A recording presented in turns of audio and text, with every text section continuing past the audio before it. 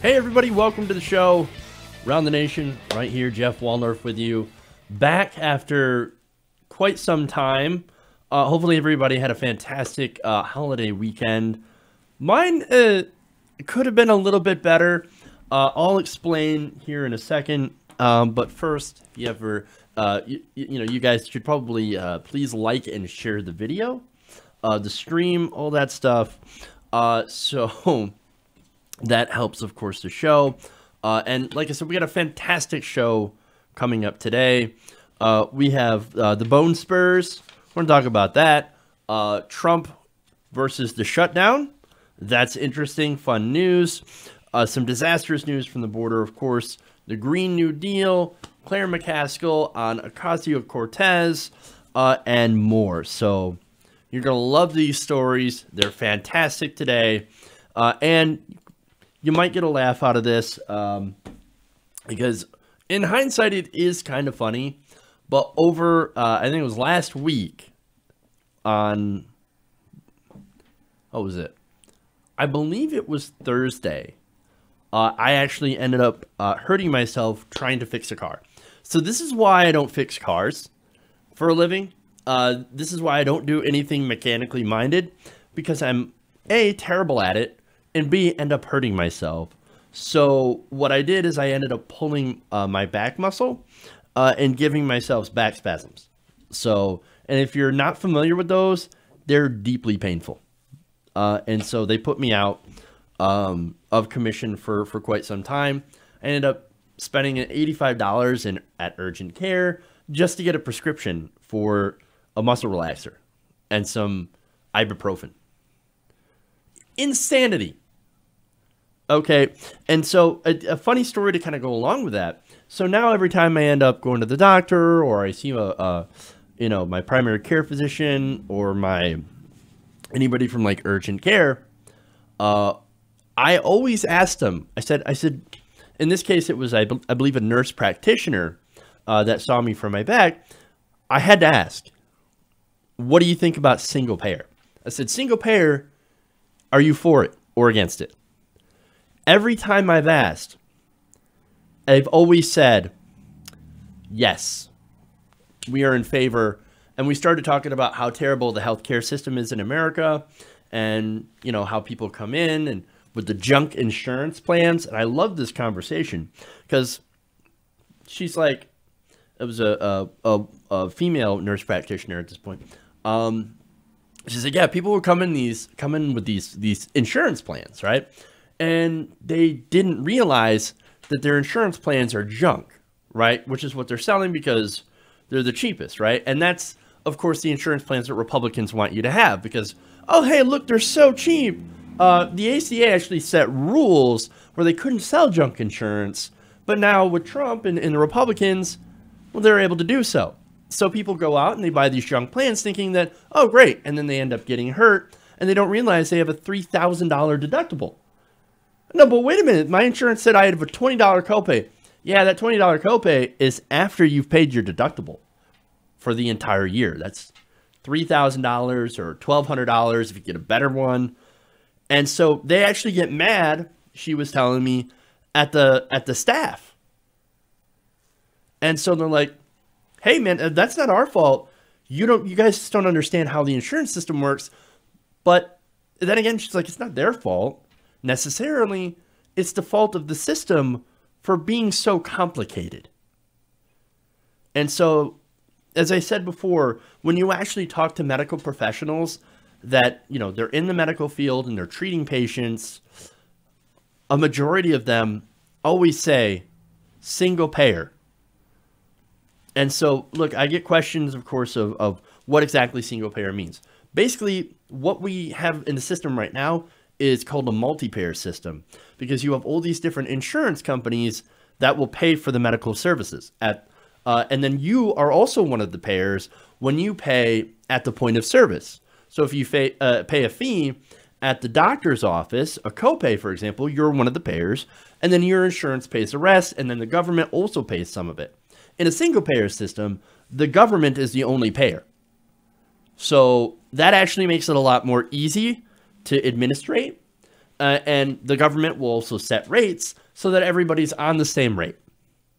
And since the government is the only payer, you don't have to pay at the point of service, which means no out-of-pocket costs, no co-pays, and no deductibles. So I hope that helps you, because there is some confusion among a single-payer system. And by the way, Medicare for now is not a single-payer system.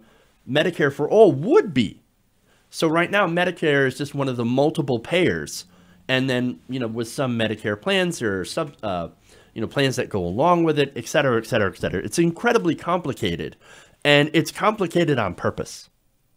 And so understand that. And the reason that they make it complicated is so they can say, oh, look how complicated it is. We need to make it simpler for the insurance companies to make more money.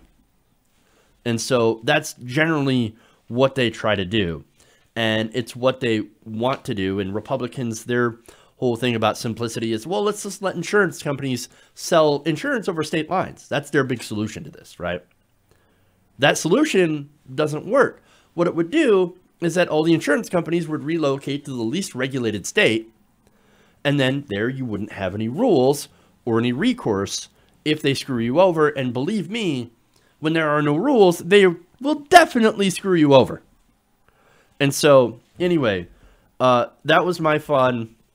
I spent most of the holiday weekend on muscle relaxers and pain pills. And I'm still taking pain medication.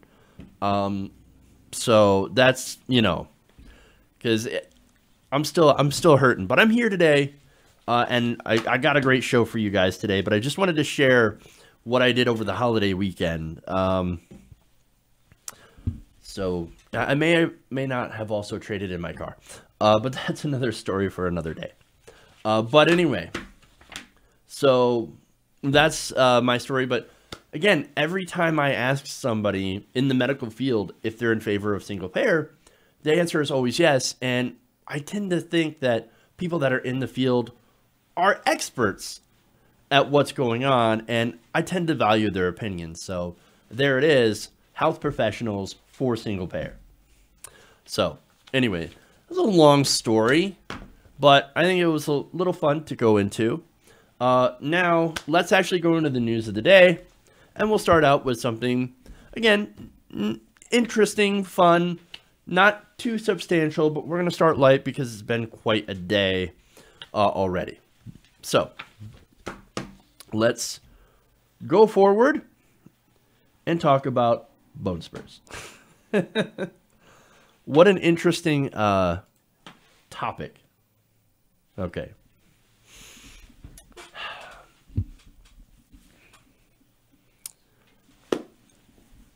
So President Trump has talked a lot about how he avoided being drafted into the Vietnam War. In fact, one of his statements during the campaign, well, no, actually, no, prior to the campaign, that we found out during the campaign, is that he said his own personal Vietnam was not going to Vietnam, but avoiding VD. Oh, wonderful. Now, I actually may be getting ahead of myself because, of course, Trump claims that, yeah, he cares about the troops and that he supports the troops. And look, he even went to go visit troops in Iraq today. It's the first time in his, first year that he has actually visited troops in a combat zone. Wow, amazing, right? You might think, well, he really, really cares about troops, right? But in reality, he did everything he could to avoid becoming a soldier. And according to some new documents, according to a new article in the New York Times that cites two people, Trump and his dad, well, figured out a way to have him avoid Vietnam. So look, that's the most convoluted intro I can do to the story. So let's just go forward into this. Now, look, again, during the campaign, he said he received a very, very strong letter from one of his doctors. Now, he couldn't remember the doctor's name, but he presented that letter to draft officials, and he was able to get out of the draft. Now, before he had education deferments, and that's fine. And then the last one is a medical deferment. Now, that letter contained a diagnosis of a debilitating foot condition that disqualified him from service. That foot condition would be referred to as bone spurs. Bone spurs in his foot. Now, he was asked during the campaign, which foot was it? Which foot has the bone spurs? I don't know. It could be this one. It could be both. I don't know. So now people were a little confused. They're like, now, wait a minute here. How would you not know? Well, now we have the answer to that. It turns out that this whole thing may have just been made up all along. Now, this is according to the New York Times article. The daughters of the late Dr. Larry Bronstein, a one-time podiatrist based in Queens, have told the publication that their father helped President Donald Trump escape getting drafted during the Vietnam War by fabricating his bone spurs. Now, this is 56-year-old Dr. Eliza Bronstein tells the Times that her late father implied that Trump did not suffer from the debilitating foot ailment and that he offered the bogus diagnosis as a favor to Fred Trump. Eliza says, quote, "I know it was a favor." Now, her account was also corroborated by his sister, Sharon Kessel. Now, wait, so now why would he do this? Why would he say, okay, look, I'm going to write this note for your son, Fred, that says he's got bone spurs so he won't be drafted into Vietnam? Why would he do that? No, apparently it's because it was a favor. Okay, she explains, what he got access in return for this was access to Fred Trump. If there was anything wrong in the building, my dad would call and Trump would take care of it immediately. That was the small favor he got. So, help my son stay out of Vietnam, and I will immediately come and fix anything in your building. Aren't landlords supposed to do that to begin with? Isn't that the way that they're supposed to be? That doesn't seem like much of a favor. But then again, Trump, maybe, like his son, bit of a slumlord and not really interested in being responsive to their tenants. I'm just saying.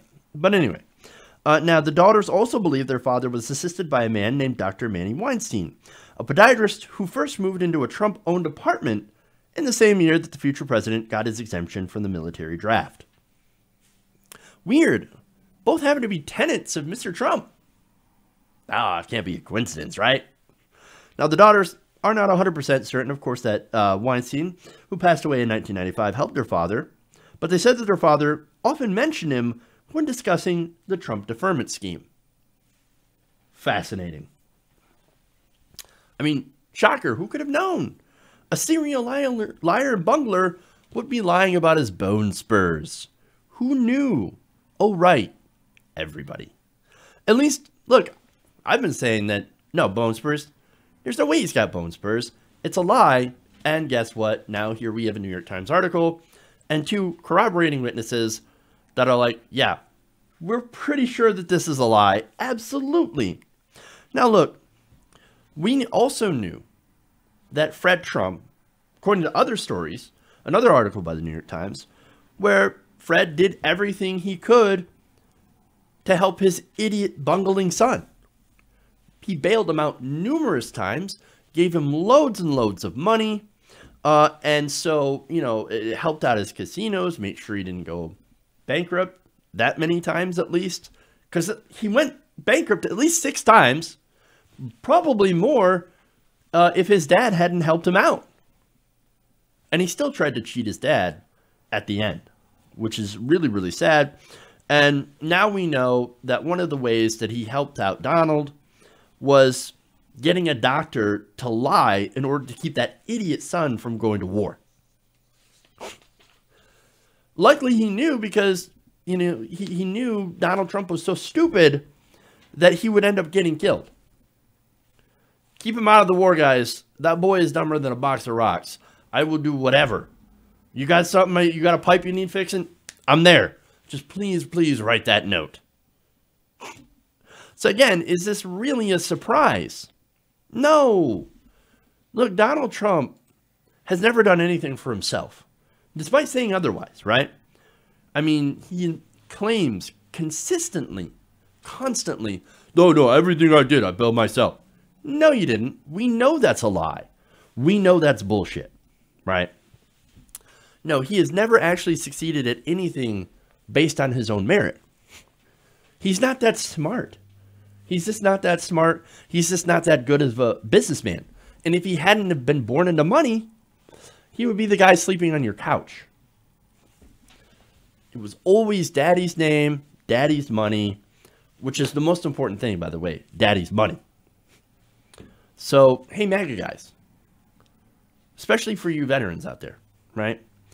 Are you still really supporting this guy, knowing what we know now? Look, he got out of the wars that they sent you to fight.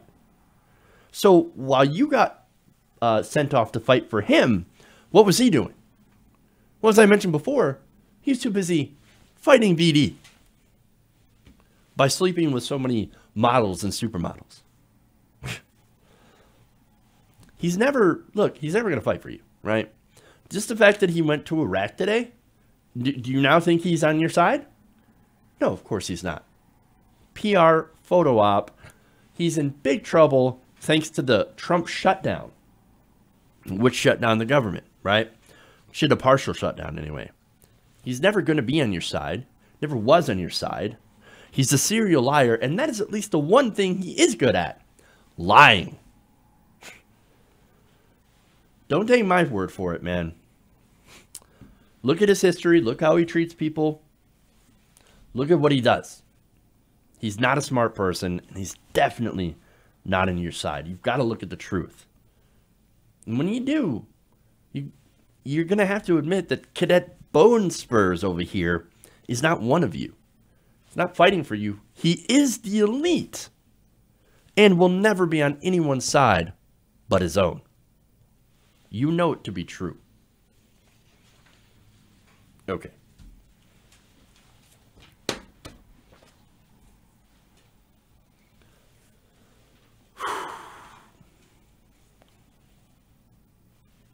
Moving on.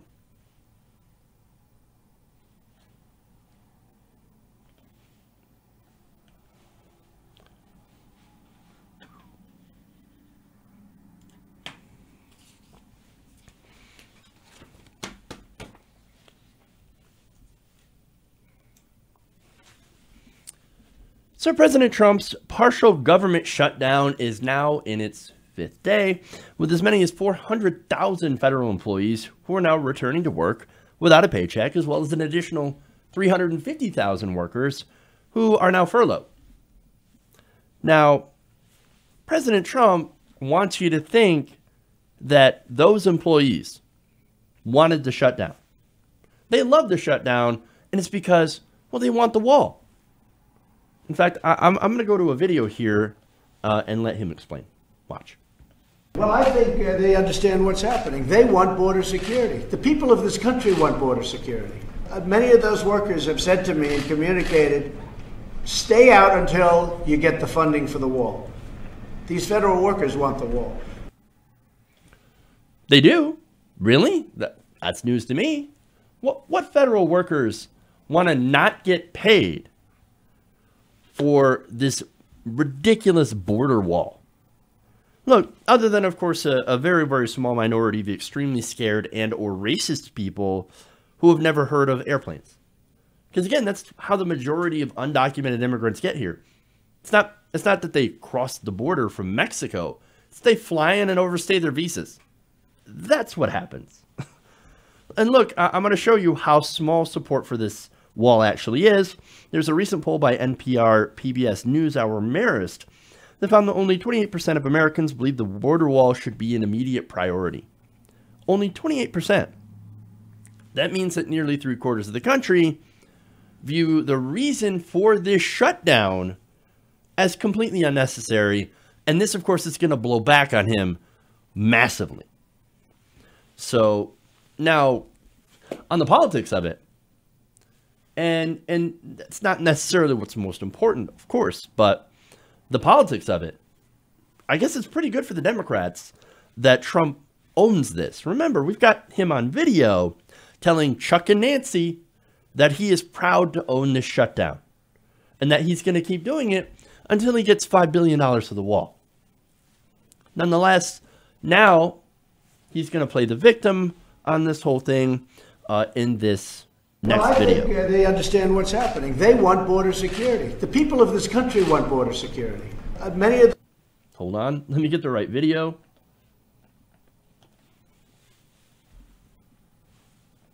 You know, it's not a question of me. I'd rather not be doing shutdowns. I've been at the White House, and I love the White House, but I wasn't able to be with my family. I thought it would be wrong for me to be with my family. My family's in Florida, Palm Beach, and I just didn't want to go down and be there when other people are hurting.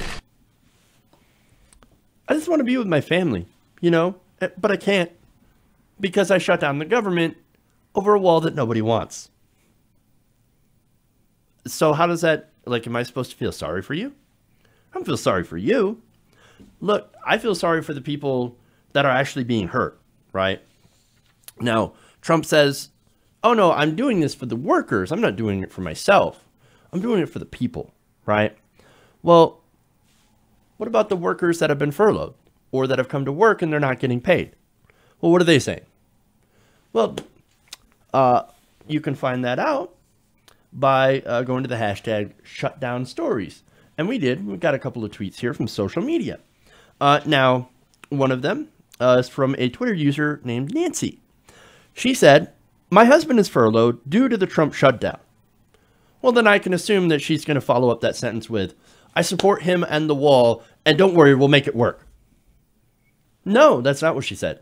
What she actually said was, this is a very stressful time, and believe me, my husband does not want that wall. Oh, okay, well, that's fairly clear. Here's another one. I've been a loyal, dedicated federal employee for almost 30 years. I love my work. All right, well, so then we can assume that this other Twitter user is going to say, but I see what Donald's trying to do, and he's trying to protect us, so it'll be all right. Wrong again. They continued, I may have to terminate my husband's caregiver because it's so expensive. It'll rip through any savings we have very quickly.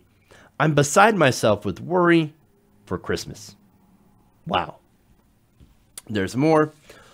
Daniel writes on Twitter, wrote my lease to accept new Fed job, for which I have to attend 7 months of training in another state. Training canceled with shutdown. Homeless. Can't afford short-term housing. Have to work full-time for no pay.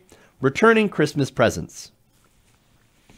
Well, that sounds terrible. There's another one. Oceans of Hope says, single mom, single income. If my pay from last 2 weeks shows up, I have enough to pay bills, but not buy food.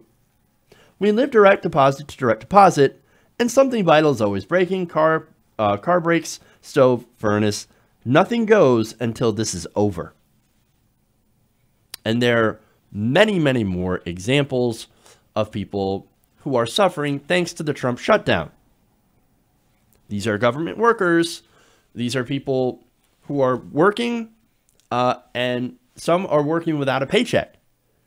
And it's all because Trump basically wants a vanity project in his gigantic, stupid wall. Again, he is hurting regular people in order to please a very tiny, fanatical, rabid fan base. Make no mistake, man. Come 2020, I hope people remember this and vote accordingly. Okay. So we're going to go here with another story on the border, and then we'll take a break. So let's go to that. All right.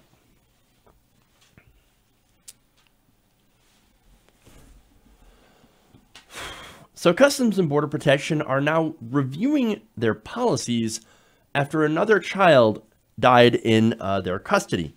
Now, the 8-year-old boy identified as by Guatemalan authorities as Felipe Gomez Alonso had been in the Border Patrol's custody with his father since December of 2018. I'm sorry, December 18th. Now, what happened is they had entered the United States 3 miles west of a legal entry point. So, of course, here come conservatives, here come right-wingers saying, oh, no, you got that. He came in illegal. He came in illegal. What are you going to do? Well, apparently, if you're the Trump administration, you're just going to let that child die. But anyway, now, look, I don't necessarily want to blame it on Customs and Border Patrol, and I'm gonna break down why when I give you this information. I think you'll understand. Now, Customs and Border Patrol said an agent had first noticed that the boy had a cough and glassy eyes at about 9 a.m. on Monday. He was eventually hospitalized twice and died just before midnight, according to the agency. Now, I want to give you a timeline here from CNN. Now, according to that timeline, the child had originally been diagnosed with a common cold and given some Tylenol around noon on Christmas Eve. That's the 24th. Now, before leaving the hospital, he actually had a temperature of 103. So they ended up holding him a little bit longer and then later releasing him from emergency care with a prescription for ibuprofen and an antibiotic. So I'm not necessarily sure what he had or what he died of. But later that evening, he began feeling sick. He ended up vomiting. His father first had declined medical assistance as he said, hey, I thought he was starting to feel better. I think we'll be okay. Later on, an agent said, no, the kid is not okay. We're going to have to take him to the hospital. That was around 7 p.m. At 10 o'clock, he was hospitalized again. And on the way to the hospital, he ended up losing consciousness and after vomiting, and then once they got to the hospital, they were unable to revive him, and he was pronounced dead. So that's what happened. So again, that's your timeline of what happened, and I don't necessarily know who exactly is to blame for that immediate situation. So the question, though, I think on a lot of people's minds is, well, how could we have prevented this? And I don't really know the answer to it. Now, I do know that from the day that they were detained, from the time he died, there might have been ways that they could pick up that he was ill. They ended up doing a lot of traveling from different places, being detained in different places, sometimes several hour trips. And that's reminiscent of somebody who had, the 7-year-old who had also previously died during transport when she had a fever of 105. So now I don't know if the travel had added on to that, or it definitely couldn't have helped. I don't think it was from that travel, but likely from the trip from Guatemala itself, which is, just think about it. It's got to be a horribly exhausting, draining, dangerous trip. So why they don't have medical technicians on hand at the border or these facilities, I don't know. And they absolutely should. I mean, according to news outlets, the Customs and Border Patrol, they're asking for help from different branches of the government to provide health care. But why don't they already have that on hand? I don't understand why that would be something that would be missing. So that's a serious problem, not having EMTs on staff.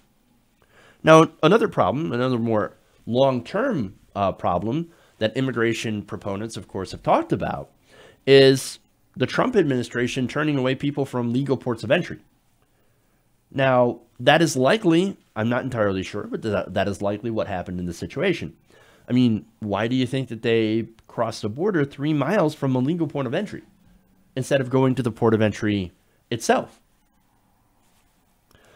Look, the Trump administration, it's been reported widely that they've been trying to stop asylum seekers from entering the country illegally in order to apply for asylum. Now, per the rules, in case some of you need a reminder, you have to either be present physically in the United States, i.e. crossing the border, right, or be at a legal port of entry. Now, the Trump administration has been doing their best to block that and turn people away from those legal points of entry. So that's problematic. And if they did that with this family, then look, here's the thing. maybe if they had been timely and let in, there is a chance that they could have caught whatever he had before this child died. Again, that's a big if, and we don't know that for certain, and I'm trying to be incredibly fair. I'm not going to call them, child murderers, because, again, we don't know. We don't know, right? And look, maybe if they had been more efficient and let people in and not tried to push people away, maybe 7-year-old Jacqueline Cow might also still be alive. That was the girl who died of 105 fever on the way being transported between one facility and the other.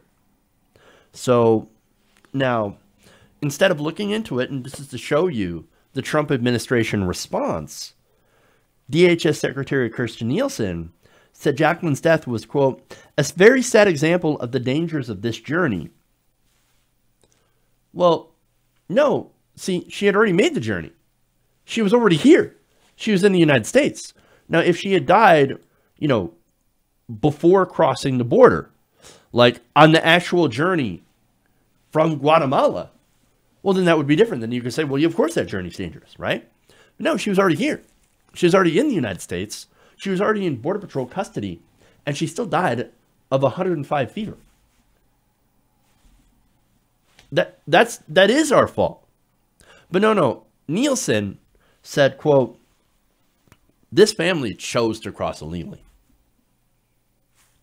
Oh, it's not our fault. I mean, they were in our custody, and they died, but it's not our fault. It's their fault. They shouldn't have crossed the border.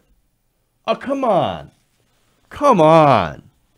No, what they chose to do is legally apply for asylum. Is their right under both U.S. and international law. And according to that law, if you impede anyone from doing so, from asserting their natural right, then you are in violation of that law, not them, which would make Border Patrol lawbreakers. Anybody who's engaging in turning people away from a port of entry is breaking the law. So it is a sick and callous statement from the Trump administration. Now, those are definitely the people we could blame.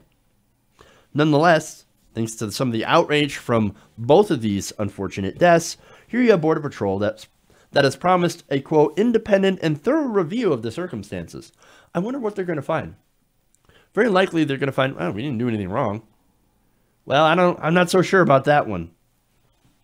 Look, here's the thing. No review is going to do anything until we change the policy and stop blocking the ports of entry. We also need to get trained medical staff in every facility. Because, look, in this situation, there was no trained EMT.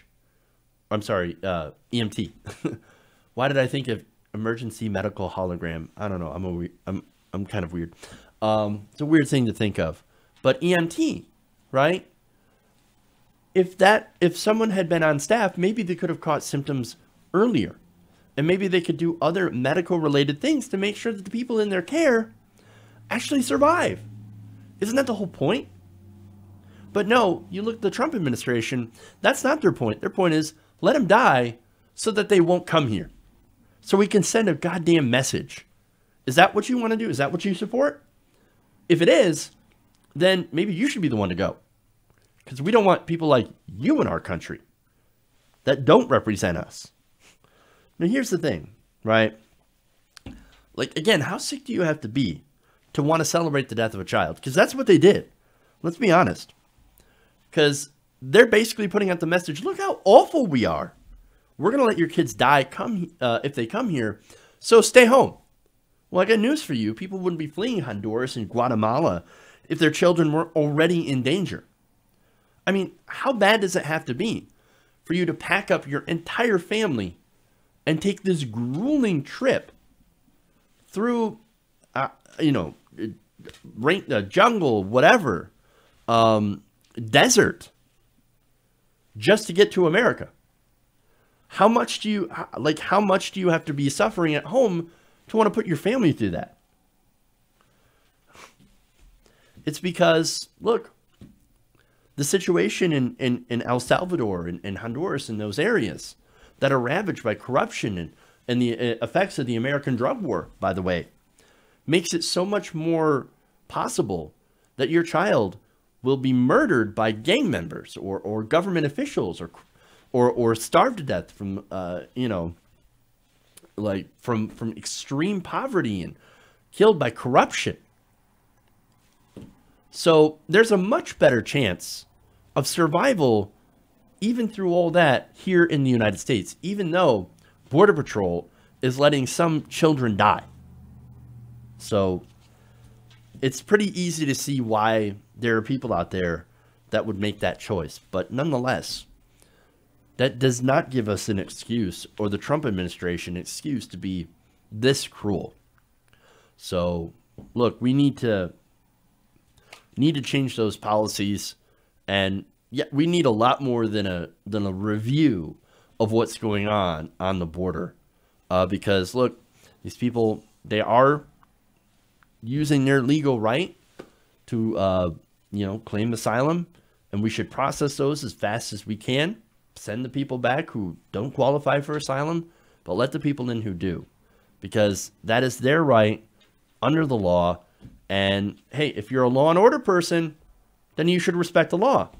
But more importantly, if you're a moral person, or if you're a Christian, you claim to be a good Christian person, well, then you got to do what the Bible tells you, man. Welcome the immigrant. And you got to do the right thing, and you got to do the moral thing, because these people do need our help, and they do deserve a better chance, a chance at a better life. Okay. I think I'm fairly clear on that. So I am going to take a quick break. We'll come back. We got a great poll for you guys on the Green New Deal. Plus, we've got Ocasio-Cortez versus Claire McCaskill, and the worst budget imaginable. We'll be back with those stories right here around the nation. Please make sure to like and share the stream if you haven't already, and I'll read your super chats when we get back. All right, stay right here around the nation.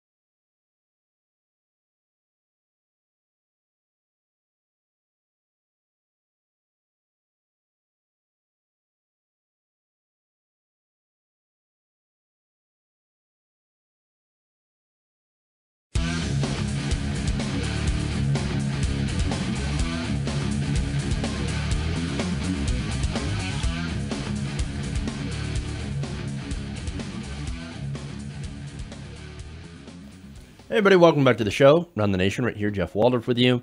Let me read these super chats here. Michael McCallister says, my GP is pro, Medicare for all, progressive, hippie like me. That's great. Look, I've noticed that a lot of them are actually really cool. So that's awesome. Natalia Chavez says, I'm so glad to support my fellow progressives. Well, thank you. I'm glad to have your support. I really appreciate it. Thank you, thank you, thank you. That goes to help the show. So you guys are awesome. I've said before, I'll say it again. I have the best audience on the internet. You guys rock. All right. So with that, thank you for the super chats. That's how you can support the show. Another way you can support the show is through Patreon, patreon.com/TYTNation. Also, we have a Venmo, Jeff-Waldorf on Venmo. That's you can support me there if you don't want to go through Super Chat or if you don't want to go through Patreon. So there are different ways to support the show. And I use that money to pay bills and stuff. So thank you. I appreciate that. Okay. Let's move on. Let's go to the Green New Deal. This is probably one of the better stories of the day. All right. You know what? I should have done movement in green. I don't know why I didn't think of that until later. All right. But anyway, nonetheless, forward. Now, Alexandria Ocasio-Cortez and other progressive Democrats have been pushing a new idea called the Green New Deal. Now, the Green New Deal basically would be a massive undertaking to transform our energy system and economy away from fossil fuels into a green, clean, sustainable alternative energy system, while also creating new high-paying jobs. So it sounds fantastic, right? Now, as I mentioned, the left has been pushing this idea into the mainstream, which is great. Now, it's really great knowing, especially after that recent report from the Trump administration, ironically, that says that we basically have 12 years before the climate hits the fan. So, not good, right? We have 12 years minus whatever Trump has left in order to get our climate ducks in a row. So, if the next president doesn't support a Green New Deal, well then we're going to lose another 8 years or have very incremental progress. Basically, the whole point is we can't afford that. We need something big. We need something bold, right? And that's what this is. Green New Deal is a very big, very bold idea. Now, since it is big, since it is bold, since it is progressive, pollsters have been looking into it, right? And they've decided to measure public support for this idea. Now, one of the polls was taken from the Yale Program on Climate Change Communication. They did this survey that polled 966 registered voters and asked them, after explaining what the Green New Deal is, if they would support it. How much do you support or oppose this idea? Now, look, mainstream, I guess, Washington-esque ideals and attitudes on this would suggest that, well, this idea is not going to be very popular. I mean, it's too bold. It's too progressive. There's too many people that are, pushing it on the fringe. Voters, they don't really care about the environment. I mean, all they care about is jobs, right? All they care about is economic growth. All they care about is the 401ks and stocks on Wall Street, etc. They'll never go for this Green New Deal, right? Well, thankfully, they would be wrong. Now, according to this one survey, and again, this is the first survey, and I hope other ones will, come up with similar results, but so far, 81% of registered voters either strongly or somewhat supported a Green New Deal. And now, while it was also supported by a majority of Democrats, which makes sense, a majority of Republicans also signaled that they would be in favor. So here you have an idea that would actually be bipartisan. Hey, Washington Democrats, establishment Democrats, you want bipartisanship, right? Green New Deal. It's about as bipartisan as you can get. Again, Republicans and Democrats, it's the same spread for as we see with Medicare for all. Now, I'm going to mention that later because there are, again, caveats in this poll, right?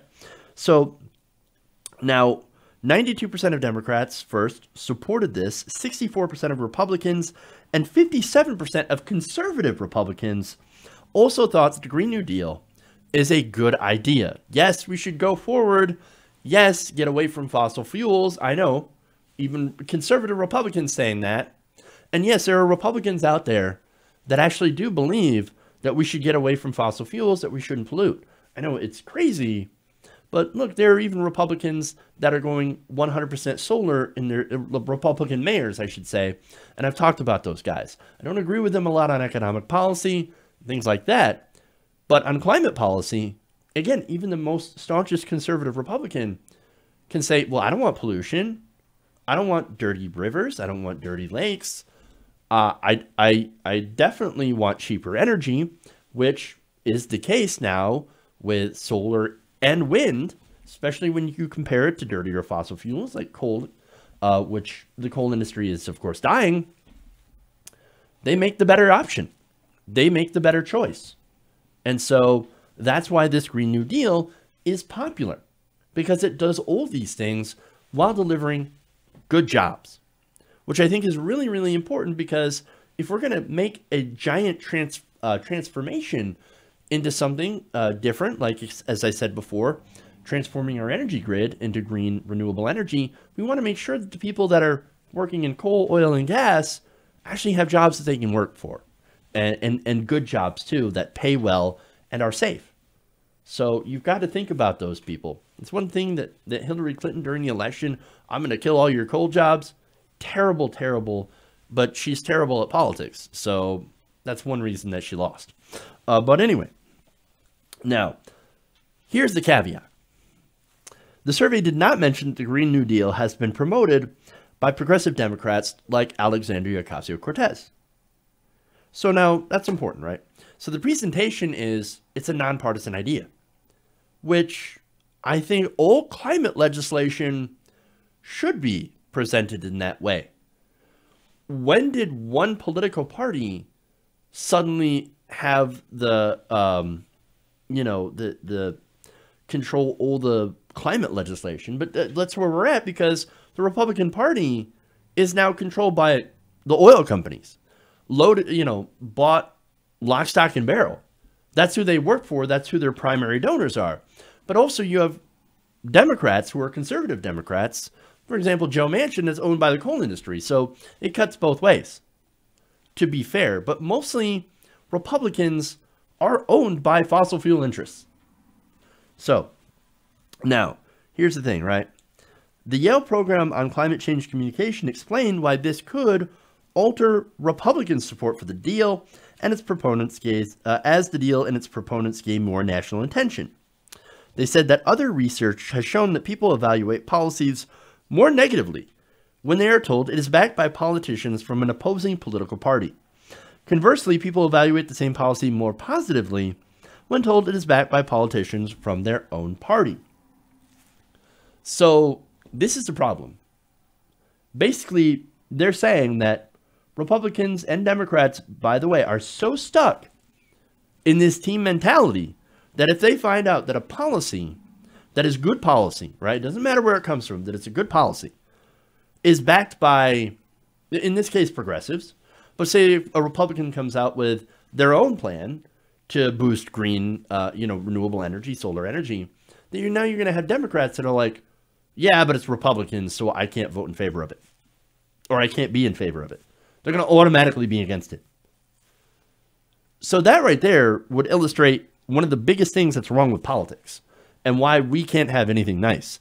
Even if something is bipartisan or shouldn't be partisan at all, and is literally, in this case, the future of the planet, well then, we're all going to huddle into our respective teams, D versus R in this case, and stick our thumbs in our ears. That doesn't make any sense. Why should this be a partisan issue? It shouldn't be. And why should, a particular politician, for example, who's supporting this, make you want to hate it on, basically no grounds other than, well, that person likes it, so I can't like it. It's so childish. It's so stupid. So that's what's wrong with politics. But anyway. Now, the survey also did show, however, that most of its respondents had not heard of this. Before it offers its paragraph of explanation, the survey's authors asked if respondents had heard of it. 82% answered that they had not heard anything at all. So this is another problem. Where's mainstream media? Why isn't the mainstream media talking about the Green New Deal? Especially now after these polls. But they don't care. They don't talk about it. They would rather focus on Trump's tweets 24/7 and Russia. So I'm not saying that you can't have a little fun with Trump's tweets once in a while. I sure do. And that you can't talk about Russia if Russia does something crazy, right? I'm not saying you can't talk about those things, but what about the things that actually matter? Why is nobody talking about the Green New Deal, especially in the context of having 12 years less to do something when it comes to climate change, to do something drastic, as that report says? Well, they don't talk about it because, look, you watch mainstream media, for example, MSNBC, CNN. What do you see when you see the commercials? Fossil fuel commercials. You see, you know, people talking about how great natural gas is, how clean and affordable it is. That's why they don't talk about the Green New Deal, which would get rid of those things. So understand that this is why most Americans have never heard of it before. It falls to independent media outlets to talk about what the Green New Deal actually is and how it would be fantastic for the nation, for the economy, and for the environment. Now, here's the thing, right? Now, this also, there's some good news here, right? Now, it shows with such high levels of support and them not knowing about who's pushing it, just basically presenting the idea as it is, without any of the other partisan BS mixed into it, it shows that Americans across the board, Republican and Democrats, independents, etc., they actually care about policy. And they actually see good policy. When it's untainted by political partisanship, we see good ideas.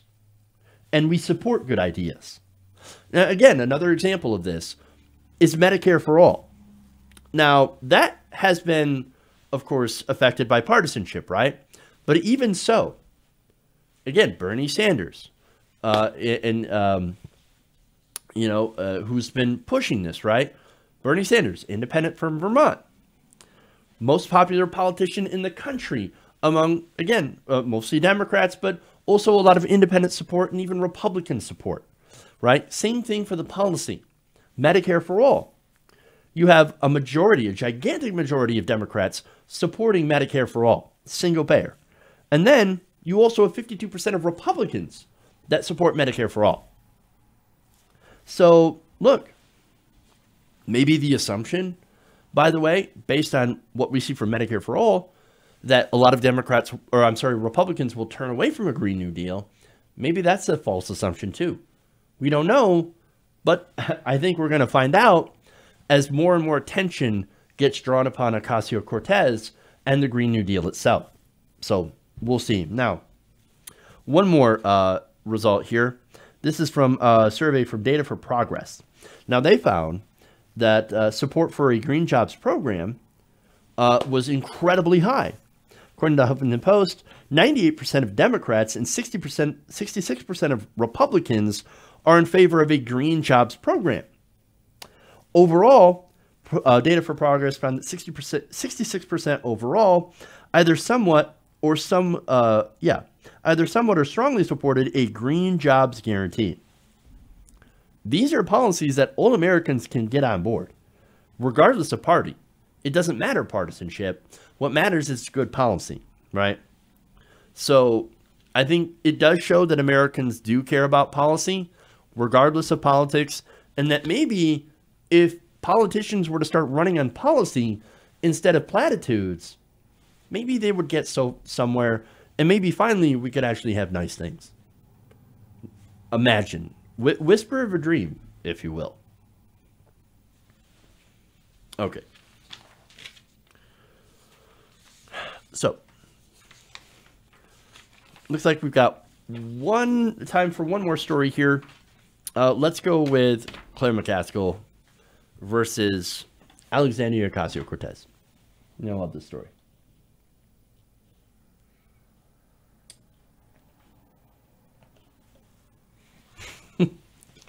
Okay. Let me set up the videos here. Senator Claire McCaskill, who recently lost her re-election bid, says that she's a little bit confused by the rise of Alexandria Ocasio-Cortez. Now, in an extra interview with CNN, the outgoing senator said this about the progressive rising star. Let's take a look. I'm a little confused why she's the thing, but it's a good example of what I'm talking about. a bright and shiny new object. Came out of nowhere and surprised people when she beat a very experienced congressman. And so she's now talked about a lot. I'm not sure what she's done yet to generate that kind of enthusiasm, but I wish her well. I wish her well, even though I don't know what she's been doing. I mean, what's the whole deal with Alexandria Ocasio-Cortez? I mean, seriously. She's just a shiny new object. Well, first off, calling her a shiny object, that's a bit insulting. She actually ran a phenomenal campaign, and she ran on actual issues. I mean, if you had actually paid attention at all to her campaign, which, again, most establishment Democrats didn't, they looked at her and went, Alexandria Ocasio-Cortez, how cute. Oh, she thinks that she could beat Joe Crowley. And then when she did, oh no.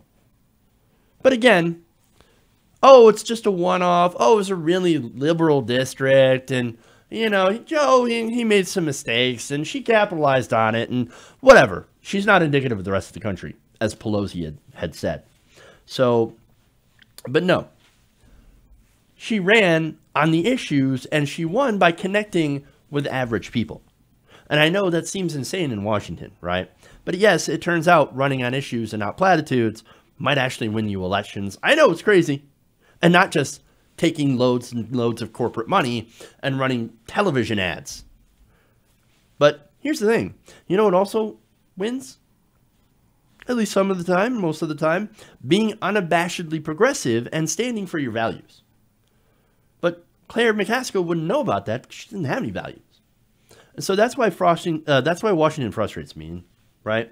They look at these progressives and their wins like there's some sort of novelty. Oh, how cute, right? Oh, she'll never win, but good try. She's got some good heart. Well, she did win, and now she is a representative-elect. She's going to be taking office, and that hasn't slowed her down at all. Her first day, orientation, she actually was in a protest in Pelosi's office. So how's that for novelty, right? But no, here's the thing. Well, what has she actually done? Well, that's the question that she asked, right? McCaskill. Well, again, she hasn't started her term yet, so, I mean, policy-wise, she hasn't done anything. She hasn't had a chance, right? But she did beat Joe Crowley, incredibly entrenched establishment character who was next in line for the Speaker of the House. That is very, very significant. And that's a very powerful position, by the way. And nobody believed that anyone could take down Joe Crowley, especially a progressive Latina woman from the Bronx. By the way, before she ran for office, she waited tables. So not only that, but more importantly, she's really changed the conversation in Washington. Now we're talking about a Green New Deal. Now we're talking about different policies, Medicare for all. There's a Medicare for all, caucus that's being formed in the House of Representatives. She's trying for really important positions. Look, on the policy positions, Green New Deal, that was once considered radical, but here you have polls, 92% of Democrats support the Green New Deal. Over 80% of Democrats support Medicare for all. Then you have, Republicans also supporting those ideas. They're extremely popular with the American public. Now, speaking of the public, I'm going to go to the next video here where Claire has a warning for Ocasio-Cortez. And let's take a look at that. I hope she also realizes that the parts of the country that are rejecting the Democratic Party, like a whole lot of white working class voters, need to hear about how their work is going to be respected and the dignity of their jobs and how we can really stick to issues that we can actually accomplish something on. The rhetoric's cheap. Getting results is a lot harder. You see that little dig? I mean, the rhetoric's cheap, right? We have to be pragmatic. We have to do things that we can actually agree on. You know, things like nothing radical, nothing crazy like Medicare for all. Oh, no, we have to barely tweak the ACA, etc., and keep everything essentially status quo. Look at me, I'm a moderate. That's Claire McCaskill. Now, here's the thing. Claire McCaskill does not actually represent regular people. See, here's the thing.